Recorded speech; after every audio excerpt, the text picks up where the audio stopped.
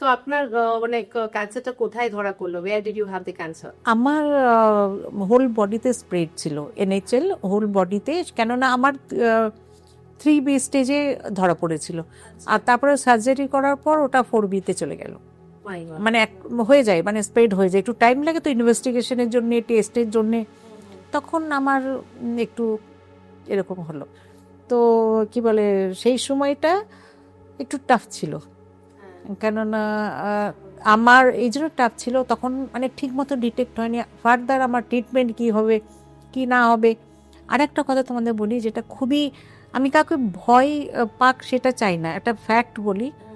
আমার এত ব্যথা হতো, ব্যাক পেন এত হতো কি দুটো হট ব্যাগ রেখে আমার পিছনের পোর্শনটা পুরো ব্ল্যাক হয়ে গেছিলো। এত মানে একটার পর রিপিটেডলি আমি দিতাম যে কিছুক্ষণ আরাম পাওয়া যায়। হসপিটালে যখন গেলাম, আমাদের হসপিটালে, কামান হসপিটালে, ওখানে আমার না 4 ঘন্টা অন্তর বপেরিন ইঞ্জেকশন দিয়ে আমাকে একটু, মানে যাতে আমি ব্যথাটা কম পাই। কিন্তু আমি কি করতাম, 3.5 ঘন্টা যেই শুরু হতো, আমি সিস্টারদের রিকোয়েস্ট করতাম, সিস্টার আধ ঘন্টাই তো একটু দিয়ে দাও না আমার ইঞ্জেকশনটা।